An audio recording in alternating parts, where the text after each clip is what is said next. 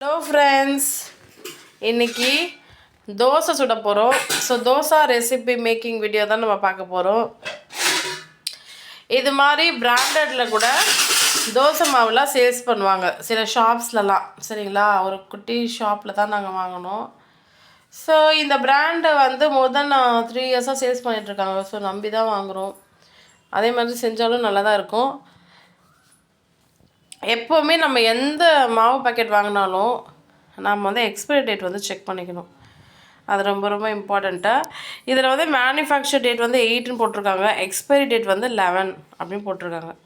அப்புறம் அந்த மந்த்து இயரும் போட்டிருக்காங்க, February மந்த்து 2026 சொல்லிட்டு. இதில் வெயிட் வந்து 600 கிராம்ஸு, எம்ஆர்பி வந்து 35 ருபீஸ் அப்படின்னு போட்டிருக்கு. பட் அவங்க சேல்ஸ் பண்ணுற ப்ரைஸ் வந்து பார்த்திங்கன்னா 25 ருபீஸ், 25 ரூபாய்க்கு தான் சேல்ஸ் பண்ணுறாங்க. ஸோ நாங்கள் இந்த தோசை மாவு பேக்கெட்டை ஆக்சுவலாக இதில் இட்லி கூட நம்ம செய்யலாம். பட் நாங்கள் வந்து இதில் தோசை தான் இன்றைக்கி தோசை ரெசிபி தான் செய்ய போகிறோம். ஓகேங்களா.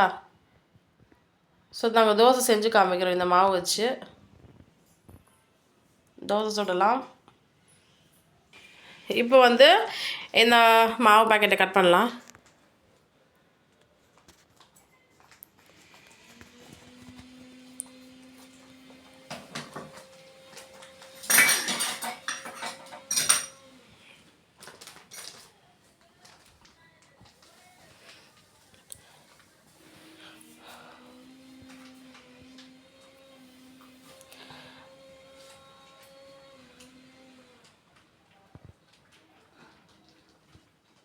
இது வந்து இட்லி தோசை மாவு. இதில் இந்த மாவு வச்சு இட்லியும் செய்யலாம், தோசையும் செய்யலாம். இட்லி செய்கிற மாதிரி தான் நம்ம தண்ணியெலாம் மிக்ஸ் பண்ணக்கூடாது. நல்லா பிழிஞ்சு விட்டுட்டோமா, பாருங்கள் எவ்வளோ திக்காக இருக்குது. ஸோ ஃப்ரெண்ட்ஸ் பாருங்கள், சப்போஸ் உங்களுக்கு இட்லி செய்யணும் அப்படின்னு நினச்சிங்கன்னா நீங்கள் அப்படியே இட்லி குண்டால குழி குழியாக இருக்கும்ல, கரண்டி வச்சு இந்த மாவை அப்படியே வந்து ஃபில் பண்ணிக்கோங்க. பட் நாங்கள் வந்து பார்த்திங்கன்னா தோசை செய்ய போகிறோம். அதே மாதிரி இதில் வந்து உப்பு வந்து கொஞ்சம் கம்மியாக தான் இருக்கும். ஸோ நீங்கள் கொஞ்சம் உப்பு போட்டுக்கோங்க. இட்லி செய்யத்தாலும் சரி, தோசை செய்யத்தாலும் சரி, லைட்டாக கொஞ்சம் உப்பு ஆட் பண்ணிக்கோங்க.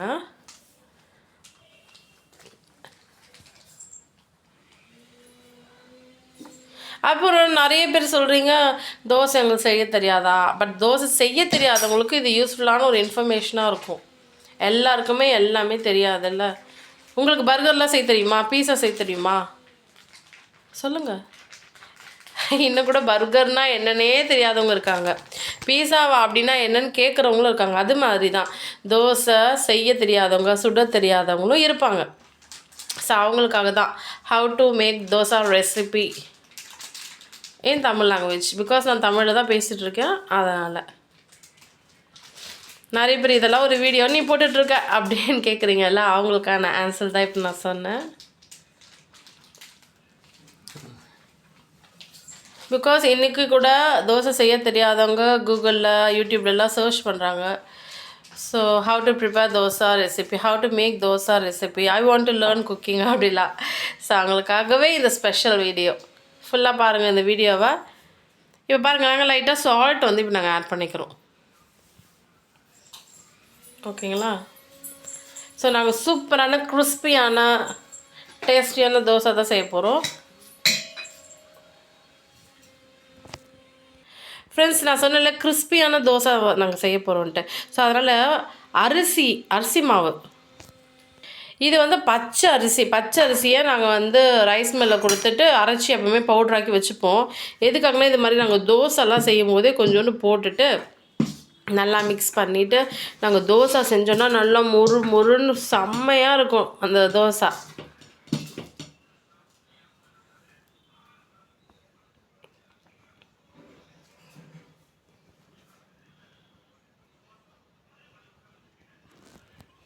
முடிஞ்ச அளவுக்கு நல்ல பிராண்டாக, நம்பிக்கையான பிராண்டாக சூஸ் பண்ணுங்கள்.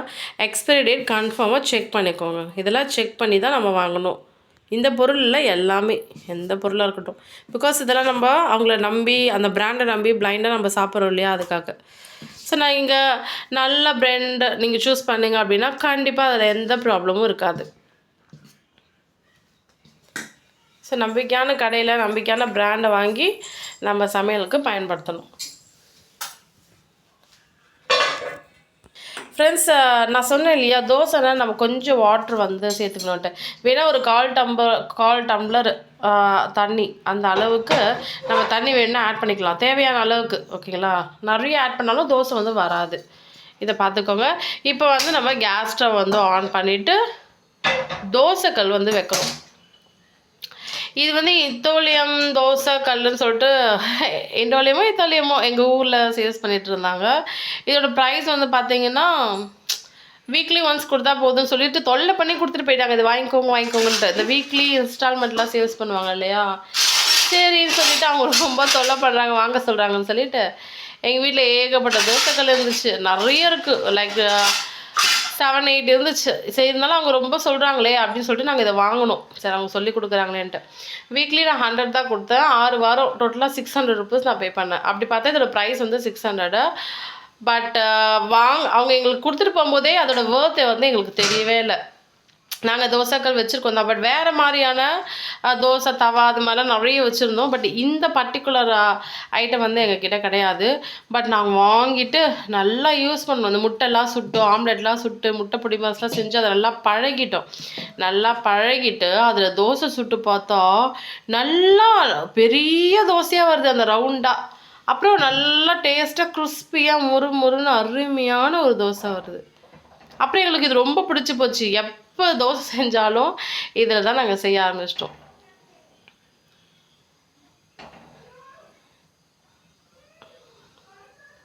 இது இன்னும் கூட அந்த எண்டு வரைக்கும் கூட நம்ம நல்லா பெருசு பண்ணிகிட்டே இருக்கலாம்.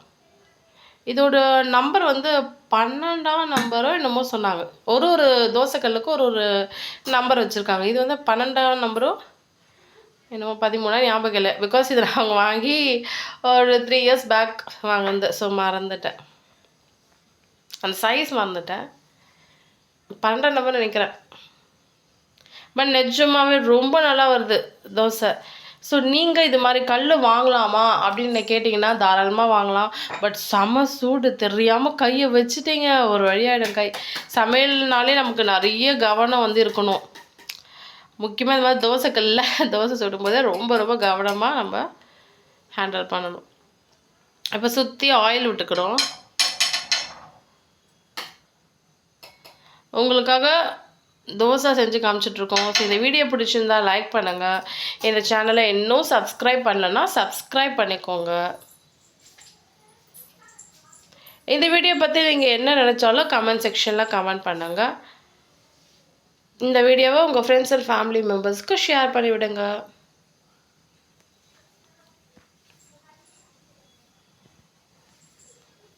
இப்போ ஆஃபீஸ்லாம் விட்டுட்டு ஒர்க் முடிச்சுட்டு நீங்கள் வருவீங்க, டயர்டாக இருக்கும். அப்போ சாப்பாடு எங்கடா வடிக்கிறது, அது எங்கடா பண்ணுறது, அது மாதிரிலாம் கொஞ்சம் டயர்டாக கஷ்டமாக ஃபீல் பண்ணும்போது டக்குன்னு ஒரு தோசை மாவு பேக்கெட் வாங்கி இது மாதிரி 2 தோசை கூட சுட்டு சாப்பிட்டுடலாம். இப்போல்லாம் கடையில் ஒரு தோசை நீங்கள் போய் வாங்கினீங்க அப்படின்னா, கல் தோசைனா கூட ஒரு 15, 20, 25 ஒரு ஷாப்பில் ஒரு ப்ரைஸ் விற்கிறாங்க. நைஸ் தோசை அப்படின்னா 40, 60, 100 ருபீஸ் அப்படிலாம் விற்கிறாங்க தோசையோட ப்ரைஸ். பட் அதுக்கேற்ற குவாலிட்டிலாம் இருக்கும், அது வேறு விஷயம். ஸோ நம்ம வீட்டில் செய்யும்போதே நமக்கு அஃபோர்டபுளாக முடிஞ்சதில்ல. இப்போ பாருங்கள், 25 ருபீஸ்க்கு தான் இந்த மாவு பேக்கெட் வாங்கணும். வீட்லேயே அருமையான தோசை வந்து செஞ்சுக்கிறோம்.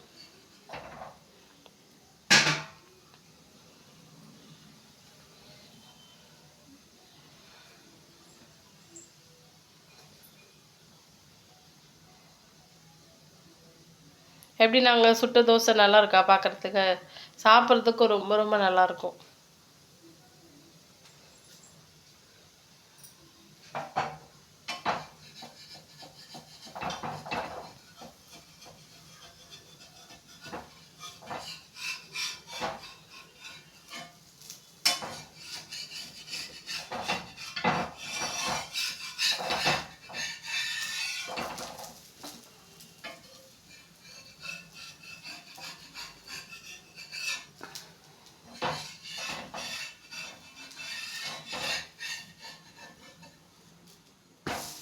திருப்பி போட்டாச்சு.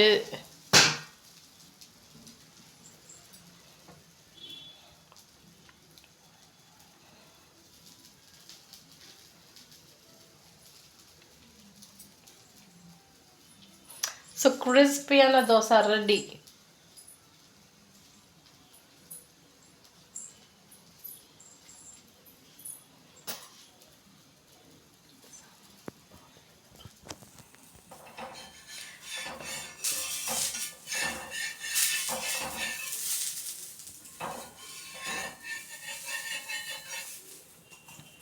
பாருங்கள், சூடான கிறிஸ்பியான டேஸ்டான தோசை ரெசிபி ரெடி.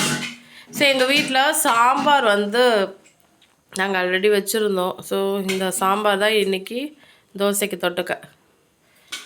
தோசை சாம்பார் சூப்பரான காம்பினேஷன்.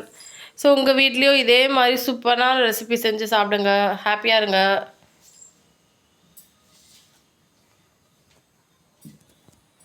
பாருங்க, அப்படியே இன்னொரு தோசையை சுட்டுடலாமா? ஏன்னா ஒரு தோசை பத்தாது, பசிக்கும்ல, அதனால் எக்ஸ்ட்ரா இன்னொரு தோசை சுட்டுக்கலாம்.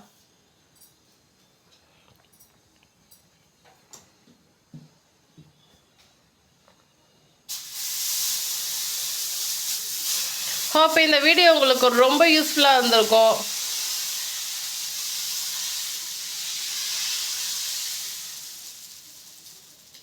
ஸோ இந்த சேனலை சப்ஸ்கிரைப் பண்ணிக்கோங்க. நெக்ஸ்ட் வேறு ஒரு நல்ல ஒரு இன்ஃபர்மேஷனோட நெக்ஸ்ட் வீடியோவில் வந்து உங்களை மீட் பண்ணுறேன். அன்டில் தான் take care, Tata, bye bye.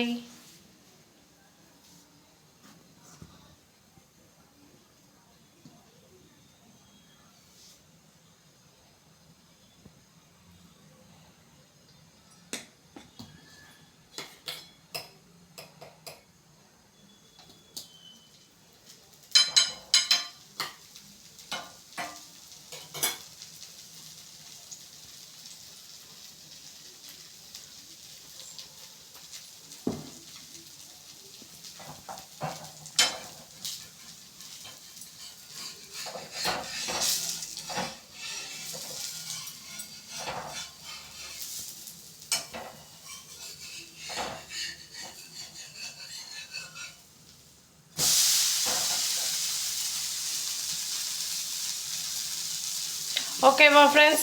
So இன்றைக்கி தோசை சுட சூப்பராக கற்றுக்கிட்டு இருப்பீங்க. உங்கள் வீட்லேயும் நீங்கள் இதே மாதிரி ப்ரிப்பேர் பண்ணுங்கள். ப்ரிப்பேர் பண்ணி உங்கள் ஃபேமிலி மெம்பர்ஸ்க்கெலாம் கொடுத்து சாப்பிட்டு என்ஜாய் பண்ணுங்கள்.